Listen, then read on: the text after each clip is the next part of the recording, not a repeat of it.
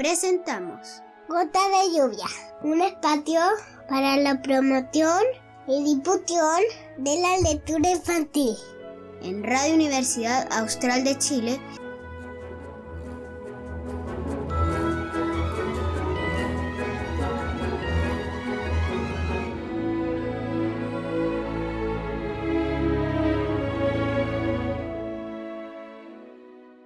Bienvenidos y bienvenidas a una nueva emisión de Gota de Lluvia, este espacio para la promoción y difusión de la literatura infantil y juvenil. El día de hoy tenemos el agrado de estar con una tremenda escritora nacional, Francisca Solar, que es periodista y escritora. Tiene a su haber varios títulos, creo que 20, si no me equivoco, Francisca, o más. 17, 17 17. ya, sí. 17, y una variedad, ¿cierto?, que transita entre la literatura infantil, la literatura juvenil y la literatura de adultos, y que en este último periodo ha estado ahí rankeando la venta de libros con su última obra, que es El buzón de las impuras. Ajá, ajá, ¿Sí? así es. Muy As- bienvenida, Francisca, gracias por aceptar Gracias, esta invitación. gracias Y a ustedes, de nada. y primero, ¿cierto? Bueno, entiendo que tú partiste tu carrera como literata centrada como en la literatura infantil, ¿no? No, yo partí en la literatura juvenil. Cuéntanos un Eh, poquito de eso, tu trayectoria en la literatura. Tú eres sí, periodista de formación, tienes a tu haber estudios de neurociencias, entiendo, también de sí. criminología. Cuéntanos un poquito tu trayectoria como literata. Uy, es larguísimo. A ver, pero en resumen, bueno, efectivamente yo soy periodista, yo estudié periodismo en la Universidad de Chile y me especialicé en innovación de plataformas. Me tocó en el fondo como toda la explosión de los temas digitales, etcétera, así que me especialicé en eso, siempre me ha gustado mucho la tecnología, pero después de la universidad empecé a perfeccionarme en aquellos eh, temas o ámbitos que yo sentía que podían ser muy importantes para mi desarrollo literario. De ahí que efectivamente hice algunos postítulos en criminología, en guión de cine, después hice este máster en educación emocional y neurociencias. Eso más que nada porque todo mi proceso creativo está muy basado en la creación de personajes, más que el foco en la trama o en los conflictos, que suelen ser los modelos clásicos. Mi proceso creativo va por otros lados, un poco el rey de los cristianos. Me interesa mucho más el desarrollo de personajes, de ahí que él haya hecho este máster en el fondo y que me interese muchísimo la psicología y la ciencia del comportamiento. Entonces, tengo por ahí varios estudios, diplomados, etcétera. Me gusta mucho estudiar, soy muy matea, entonces todo lo estudio básicamente. Así que en ese sentido he hecho varias cosas y como te digo, todo pensando en qué me sirve, qué es útil, qué me ayuda a crecer literariamente, ¿sí? Entonces, mi carrera literaria parte hace casi 20 años que publiqué Muy mi primera joven. novela, La Séptima M. Claro, yo partí muy chica, partí muy, muy chica. Yo firmé mi primer contrato antes de salir de la universidad. Entonces, he capitalizado en el fondo muy bien mi tiempo en estos, como digo, casi 20 años, desde el nacimiento de mi primera novela, La Séptima M, que es una novela juvenil, es un thriller paranormal juvenil. Y después de La Séptima M, algo que descubrí fue, obviamente, bueno, la literatura infantil que no la tenía en mi radar para nada. Para mí yo iba a hacer literatura juvenil y después probablemente literatura adulta, la literatura infantil no la tenía considerada para nada. Sin embargo, bueno, ¿no? Esas cosas de la vida que suceden. Escribí un pequeño cuento infantil para un concurso que no gané, ¿Mm? pero el mismo día que se anunciaron los ganadores, me escribe las personas de la editorial para decirme que les había encantado mi libro y que querían publicarlo igual. Y ese fue efectivamente mi primer libro infantil, que se llama Igual a mí, distinto a ti, que fue publicado en 2008, y que en este minuto es mi libro infantil el más exitoso, ¿no?, de mi trayectoria. Va en su 17ª edición, más o menos. Es extraordinario cómo sigue vigente, pero bueno, entonces de ahí en adelante empecé también una carrera infantil, sobre todo porque me gustó muchísimo el fomento lector escolar. ¿Y Eso me por qué gustó eso? mucho. Eso sí, si puedes como contarme un poquito cómo llegas a la literatura. Porque una cosa es ser lector de literatura y otra cosa es decidirse a publicar, a escribir Ah, primero y perdón. luego a publicar. Claro, claro que sí. A ver, diablos, ese, también es largo esa historia, pero en resumen, bueno, yo he escrito siempre, he escrito toda la vida. Em, para mí, lectura y escritura fueron procesos simultáneos, ¿no? A medida que iba perfeccionando mi lectura, fui escribiendo inmediatamente. Entonces, siempre he escrito. Eh, Hice público, por así decirlo, mi escritura a los 14 años, cuando empiezo a escribir fanfiction. ¿Sí? Internet todavía no era masivo en Chile, eran los tiempos en los que nos conectábamos con el cable del teléfono, etcétera, ¿no? Internet era puro campo, ¿cierto? Había poca gente conectada alrededor del mundo, etcétera. Estaba recién partiendo.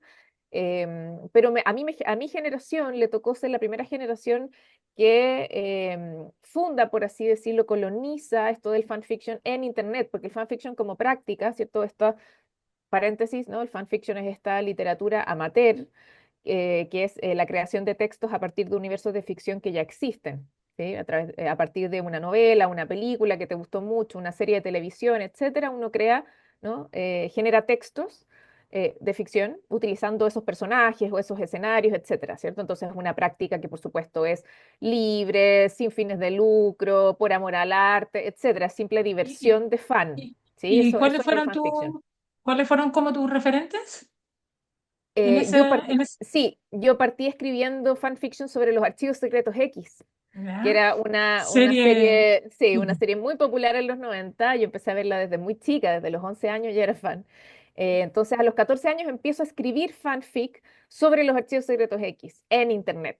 Insisto, en un momento en el que no existían las redes sociales, no existía ni siquiera el concepto de viralización, porque todavía Internet estaba muy atomizado, había, insisto, muy poca gente conectada, no existía la fibra óptica, etcétera, etcétera. ¿Sí? Entonces, empiezo a escribir fanfic, obviamente con seudónimo, en esa época en internet y me va bastante bien, la verdad, escribiendo fanfic. Entonces así es como empiezo en el fondo como a tener ciertos lectores, además que la gran mayoría de mis lectores no eran chilenos, ¿no? Insisto, Chile no estaba tan conectado a internet en esa época, entonces la mayoría de mis lectores eran argentinos, eran mexicanos, españoles, De hecho, hasta leía que que ha sido sí, publicada en 19 países.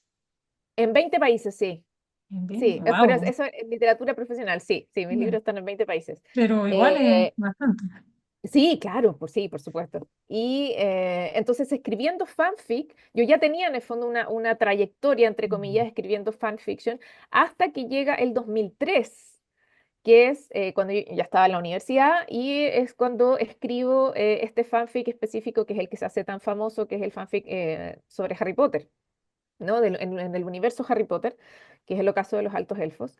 Eso fue el 2003 y ese es el momento en el fondo que lo cambia todo porque ese fanfic en particular explota, se hace muy, muy conocido, se viraliza, de nuevo en tiempos en que todavía no existía la palabra viralización, se viraliza, se comparte muchísimo. em, bueno, como digo, pasaron muchas cosas, pero en resumen, claro, es un texto, el fanfic es un fanfic que me demoré un año en escribirlo, son casi son más de 700 páginas, emula un tomo completo de Harry Potter, es decir, lo que yo hice fue estudiar la saga y estudiar la estructura de un tomo de Harry Potter, y por lo tanto yo...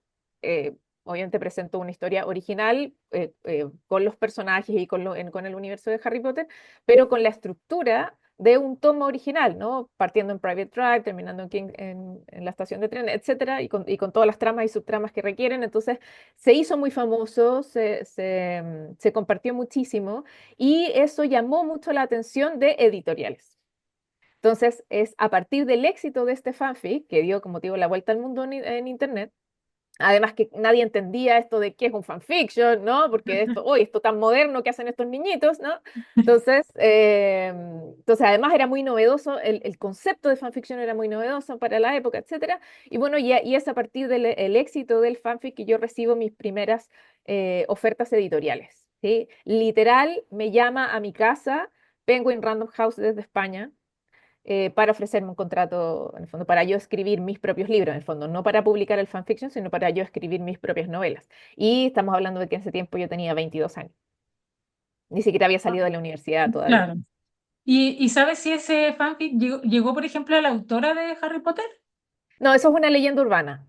Ya. Absolutamente una leyenda urbana.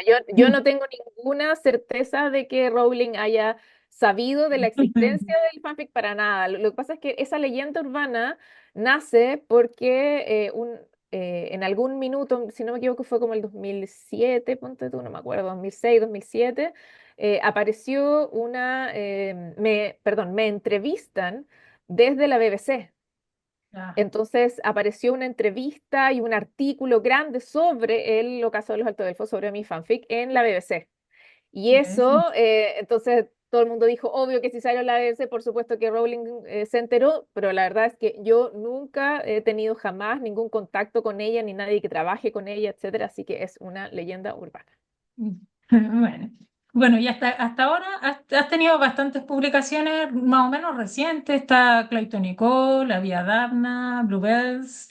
Y ahora ya más reciente, El Buzón de las Impuras, que es un libro que ha estado 21 semanas Lleva 21 semanas en el ranking, rankeando, sí. rankeando las ventas de libros en Chile, ¿no? Sí, sí, así es. O sea, hasta el momento es la novela chilena más vendida del año.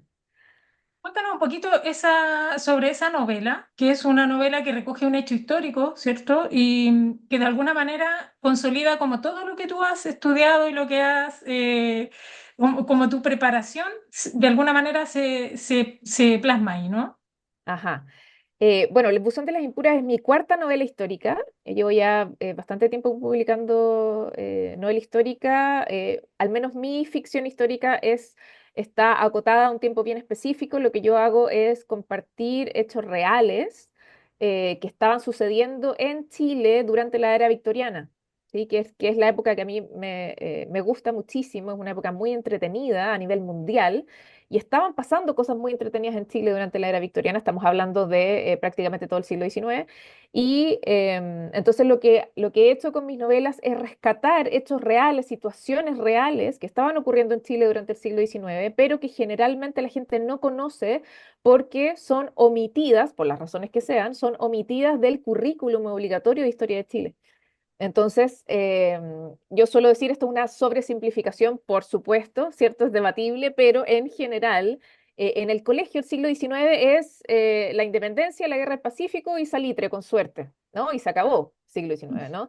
Insisto, son muchas las razones, por supuesto, que aquí yo no estoy juzgando a los profes de historia, amo a los profes, ¿cierto? Sino que es simplemente, tenemos que recordar que las horas de historia se han reducido un montón, por lo tanto, no hay tiempo para pasar todo lo que realmente estaba sucediendo, hay que concentrarse y suelen concentrarse, obviamente, insisto, o las guerras, ¿cierto? O, por supuesto, la independencia, que lógicamente es, una de las cosas más importantes que estaba sucediendo en el siglo XIX, nos convertimos en república, por supuesto, obvio. Pero, insisto, había sucediendo en Chile durante el siglo XIX, estaban pasando cosas muy entretenidas que lamentablemente no hay tiempo o por otras razones la gente suele no saberlo. Entonces lo que yo hice fue una investigación bastante acuciosa el 2018 sobre Chile en el siglo XIX y me quedé con un listado gigante de posibles novelas, de potenciales novelas, rescatando cuestiones reales, hechos reales, situaciones reales que estaban ocurriendo en ese tiempo en Chile. Entonces, con esas situaciones he ido construyendo mi ficción histórica y, como digo, El buzón de las impuras ya es mi cuarta novela histórica, le ha ido muy bien a esas novelas. Y por supuesto, como decías tú muy bien, he podido capitalizar mucho todos, no solo mis gustos personales, sino que también obviamente todas mis habilidades. Yo soy muy ratón de biblioteca, me encanta la investigación.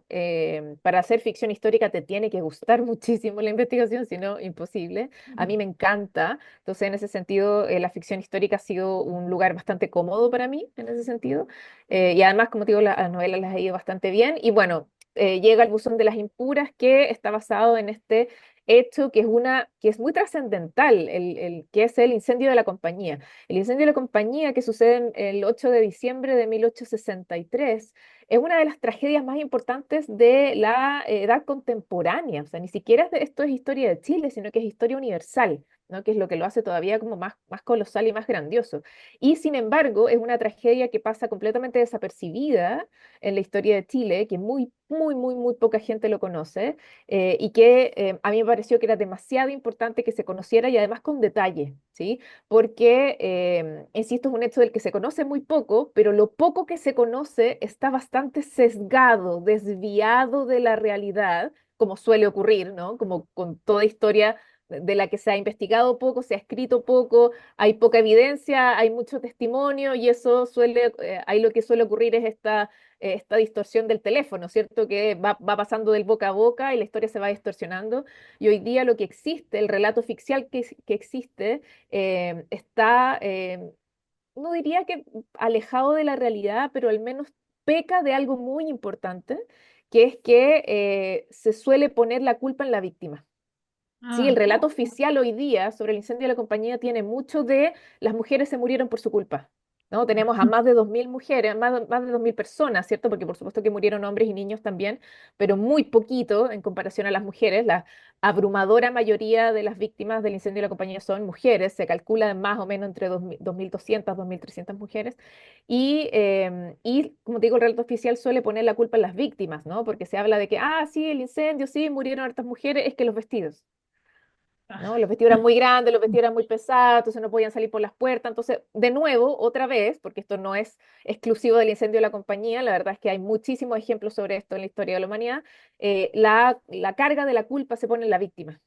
¿No? Y en esta historia, ¿no? En el incendio de la compañía, hay harto más que decir, y si bien el incendio de la compañía fue un accidente, igualmente tiene responsables, tuvo responsables de los que nadie habla, ¿no? De que convenientemente se borró a los responsables del relato oficial, se le puso la culpa a las víctimas, y a mí eso me pareció una injusticia tremenda, ¿no? Injustificable, y por lo tanto, a través de mi investigación, yo utilizo toda esa información para construir un relato que, si bien es ficción histórica, por supuesto, yo soy novelista, no soy historiadora, sin embargo, me interesaba poder transmitir el hecho real con todas las aristas, con todos los detalles, para que la gente supiese el hecho real en toda su magnitud y no se quedara con este relato simplificado, ¿no? Donde, de nuevo, la culpa está en la víctima.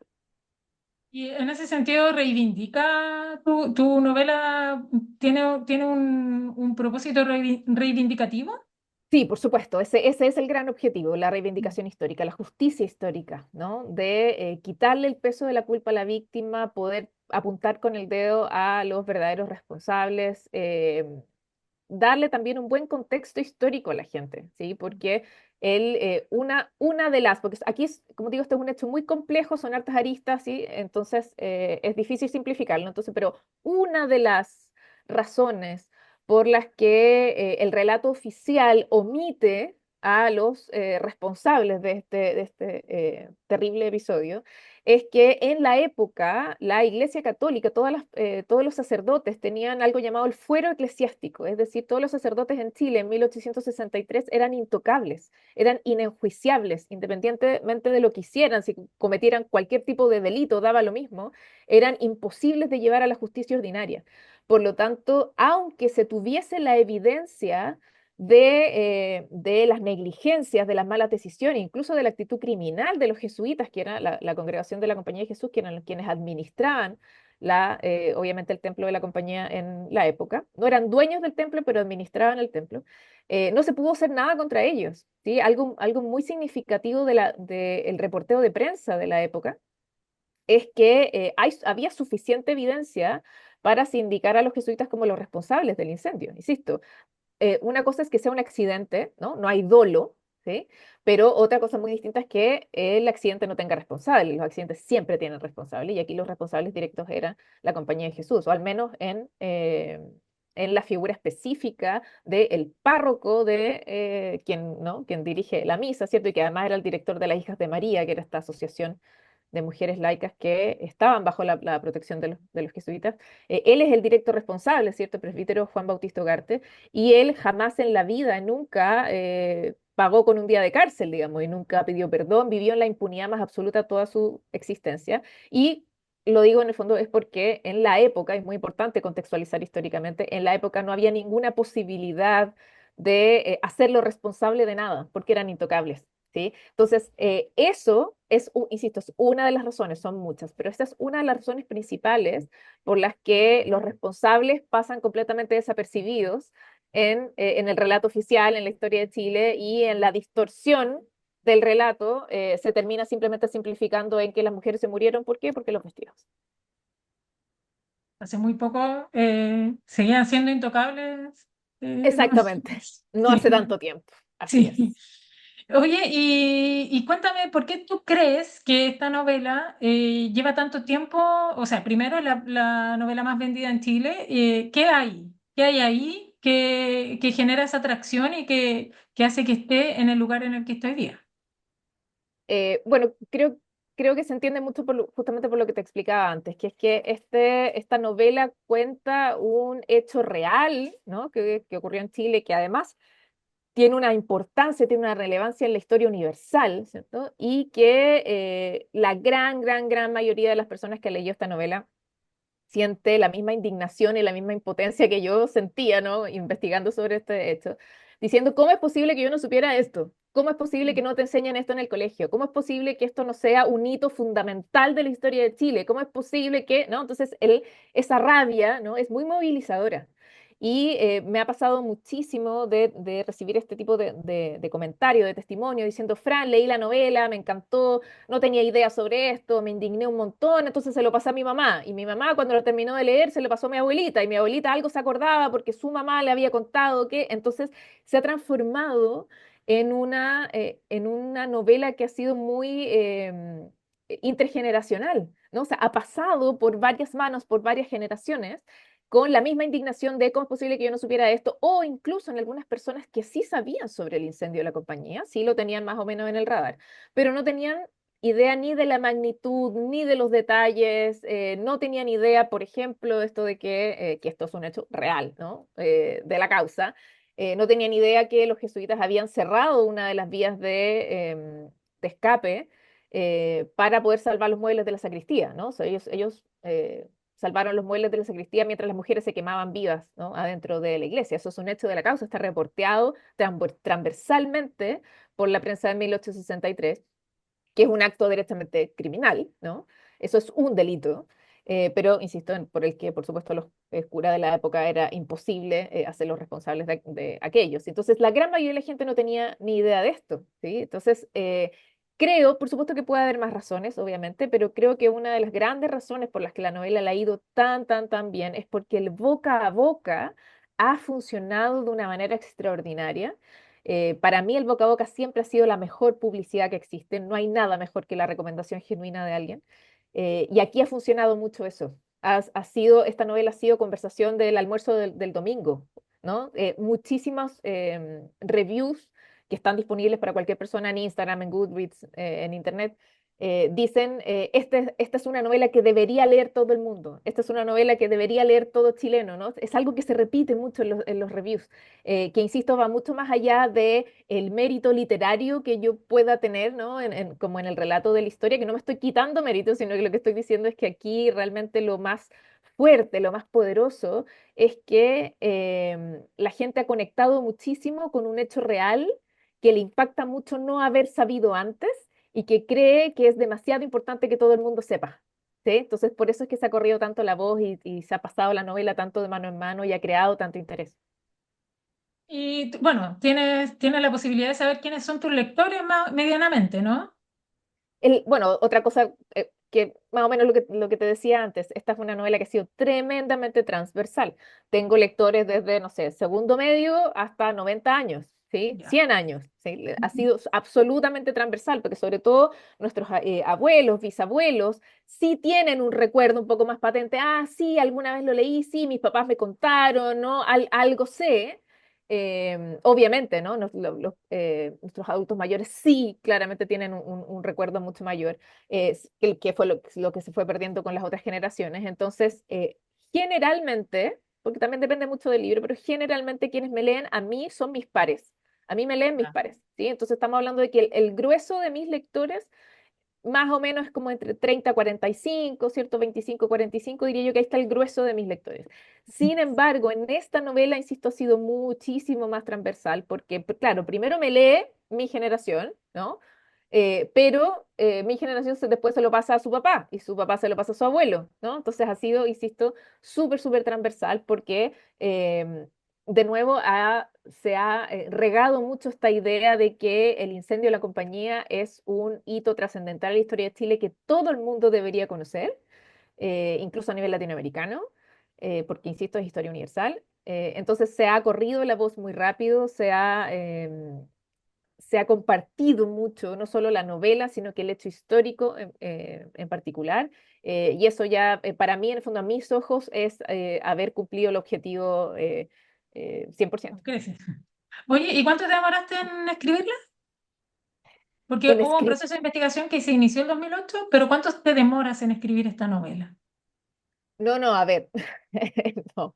El 2018 yo hago una investigación que es amplia de básicamente qué estaba pasando en Chile durante el siglo XIX. Entonces, entre medio, claro, me encuentro con esto del incendio de la compañía, pero son dos líneas en el fondo que yo escribo Ah, en algún perfecto. lugar. O sea, yo Después no hay otro llevo proceso de investigación. Ya.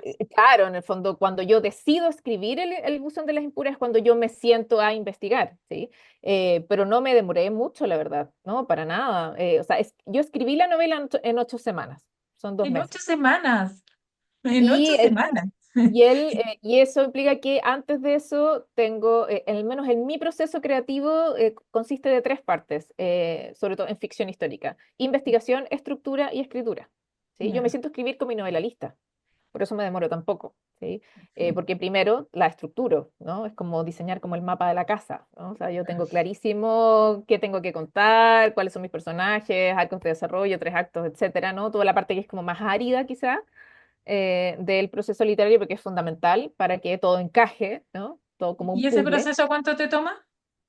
La estructura me toma un mes más o menos, Ya. más o menos. Y a O sea, eso súmale eres una máquina de escribir, que Francia. fueron, bueno, me llevo casi 20 años en esto, ¿sí? Entonces, por supuesto que eso vale. En investigación, solo en investigación estuve como 2 meses más o menos, porque esto también es súper importante contarle a la gente. Sobre el incendio de la compañía hay muy pocas fuentes bibliográficas, casi nada. Se ha escrito muy poco, se ha investigado muy poco. Por lo tanto, fuentes directas hay 2 o 3 libros con suerte y sería todo. No hay más, ¿sí? Gran Benjamín Vicuña Maquena, que le debemos la vida, ¿cierto? Él, por supuesto, tiene su gran crónica muy detallada sobre el incendio de la compañía. También está el trabajo que hizo Nicasio Esquerra, ¿no? Más bien como editor, ¿cierto? Como compilador de crónicas de la prensa de la época, etcétera. Está episodios chilenos de Daniel Riquelme, que también es súper importante, que él lo escribe posterior al incendio, ¿cierto? A fines del siglo XIX. Pero para de contar, ¿cierto? O sea, tenemos 2 o 3 o 4 fuentes muy específicas de la época y sería todo, ¿sí? No se ha investigado más, no se ha escrito más. Entonces, lo que yo hice como buena periodista es que, tomando en consideración, por supuesto, esas fuentes primarias, yo me fui a leer el diario. Ahí es donde pasé la mayor cantidad de horas de investigación, fue sentada ¿En la leyendo Biblioteca los Nacional?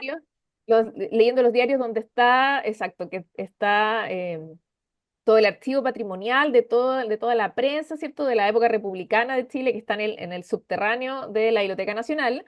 Ahí están todos los periódicos. Entonces, ahí en el fondo me pasé muchísimo tiempo leyendo los periódicos de la época porque en 1863, uno de los momentos de mayor libertad de prensa en Chile, había muchísima prensa circulante. Entonces, el incendio de la compañía fue cubierto em, de reporteo, me refiero, fue cubierto por muchos diarios de la época que además representaban a ideologías muy diferentes. Entonces, la forma en la que el incendio de la compañía fue reporteado por El Ferrocarril o La Voz de Chile, por ejemplo, que eran periódicos bastante más liberales, progresistas, era muy distinto a cómo se cubrió por, no tengo idea, El Conservador o la Revista Católica, ¿cierto? O incluso el Mercurio Valparaíso, que en ese tiempo era moderado. Entonces, el ejercicio de revisar la época de la época fue muy fructífero. Ahí estaba toda la información que yo necesitaba, todo a vista y paciencia, o sea, todo a la luz, ¿sí? No hubo nada que rebuscarse para encontrar la información, nada, estaba todo ahí, porque la verdad es que el reporteo fue muy acucioso, fue minuto a minuto además.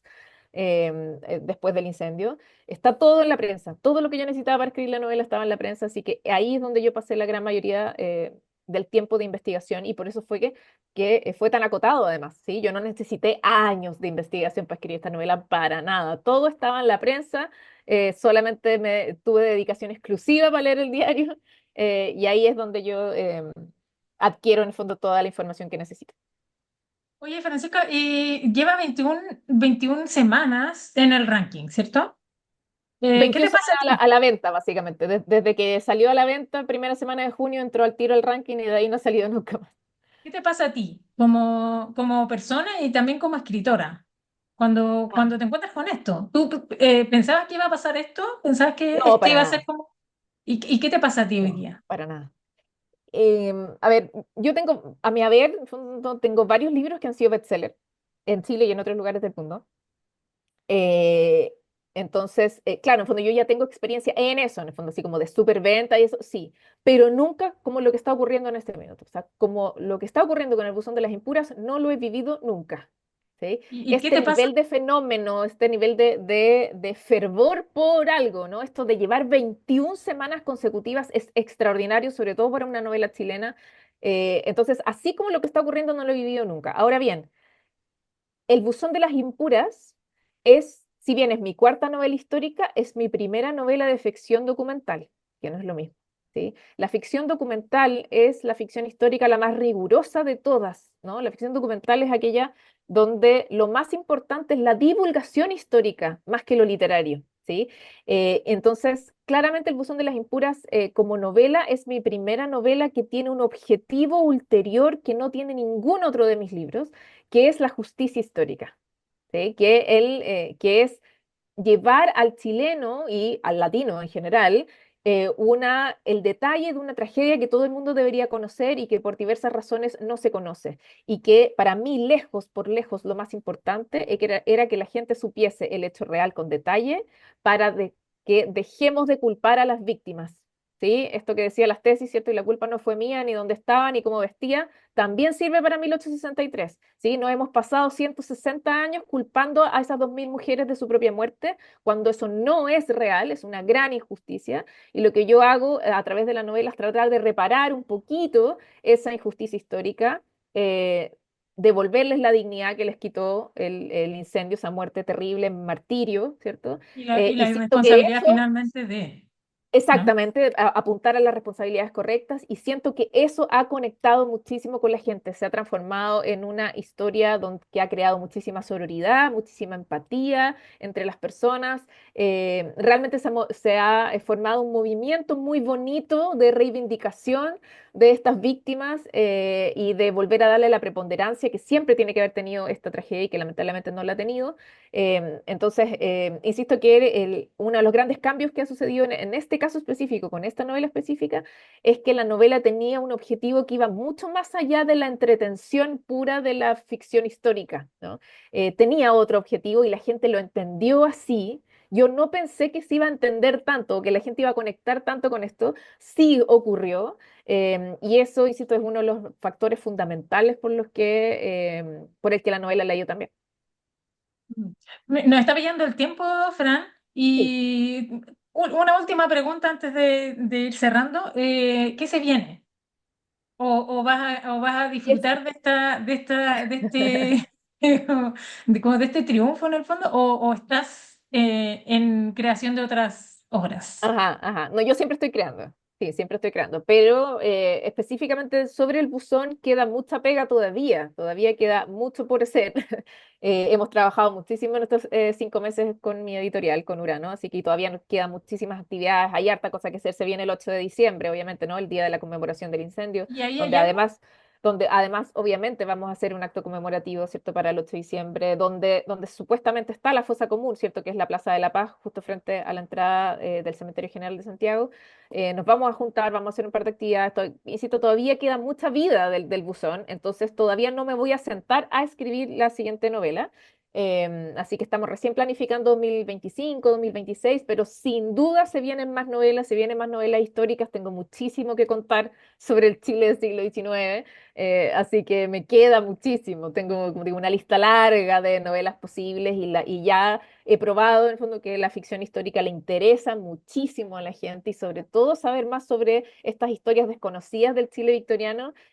Han pegado muchísimo, han llamado muchísimo la atención, así que voy a seguir con eso de todas maneras. Invitemos a la gente a la actividad del 8. ¿Es abierta o es una actividad más Muy, íntima? muy pronto tienen que estar atentos a mis redes sociales, ¿sí? Sobre ¿Tus todo a mi redes cuenta son, de Fran? Instagram, Fran-Solar. Sí, esa es Ujú. mi cuenta de Instagram. Ahí voy a estar dando todos los detalles de lo que va a suceder el 8 de diciembre, pero sin duda agéndense, ¿sí? Porque la idea es que nos juntemos en la tarde del 8 de diciembre, que es feriado además, un domingo, para que recordemos a estas 2000 mujeres que han sido, digo, injustamente relegadas a la irrelevancia histórica y que es muy importante que rescatemos de ahí, de ese lugar oscuro, rescatémoslas. Y entonces algo va a ocurrir el 8 de diciembre, como les digo, todos los detalles los voy a estar comunicando en mis redes sociales, pero de todas maneras, agéndense para la tarde del 8 de diciembre en el frontis del Cementerio General de Santiago. Excelente. Fran, nos pilla el tiempo. Hay un juramento que hacen todos quienes pasan por gota de lluvia, así que te ¿Ya? voy a pedir que escuches con atención. ¿Ya? ¿Ya? Gota de lluvia de José Emilio Pacheco. Una gota de lluvia temblaba en la enredadera. Toda la noche estaba en esa humedad sombría que de repente iluminó la luna. Francisca Solar, juras hacer lo posible porque tus escritos y tus investigaciones sean esa luz de luna que iluminan a los niños, niñas, jóvenes y no tan jóvenes de nuestro país. Lo juro. Lo juras. Oye, Francisca, nada, invitar a la gente a leer El Buzón de las Impuras y las otras obras. ¿Ya? Tienes muchas obras a tu haber que efectivamente son muy exitosas. Estamos hablando del Buzón de las Impuras porque es tu última creación Sí, claro. y que finalmente está ahí rankeando hace ya 21 semanas. Y nada, agradecerte, invitar a la gente a que se haga partícipe de las distintas actividades en torno a esta hora y te dejo el espacio Eso. para que tú invites también a tus lectores. Gracias. Bueno, eso, invitarlos a leer El Buzón de las Impuras, ¿cierto? Que, insisto, les cuenta la historia de, el incendio de la compañía que sucede en 1863, que es una gran tragedia donde mueren más de 2000 personas quemadas vivas, ¿cierto? En plena misa del 8 de diciembre, es la misa de la Inmaculada Concepción. Y es una tragedia muy poco conocida, que es demasiado importante, es muy importante que todos los chilenos conozcan, que tienen bastante más aristas de las que se conocen hasta hoy. Así que es muy importante que todo chileno lo conozca, que todo latino lo conozca, así que los invito a leer esta novela, compartirla en familia además, y yo suelo decir, no pudimos rescatarlas del fuego, pero sí podemos rescatarlas del olvido, y eso es lo que estamos haciendo a través de la lectura de esta novela, así que los invito a todos y por supuesto a estar muy atentos a mis redes sociales para ver si quieren acompañarnos en la conmemoración del 8 de diciembre. Eso. Muchas gracias, Francisca, por aceptar esta invitación. Felicitarte No, por tu tremendo éxito y por tu éxito en general. Y muchas nada, gracias. seguiremos ahí tras tus pasos, viendo qué es lo que va pasando con tus distintas creaciones. Muchas gracias y hasta un próximo Gota de Lluvia.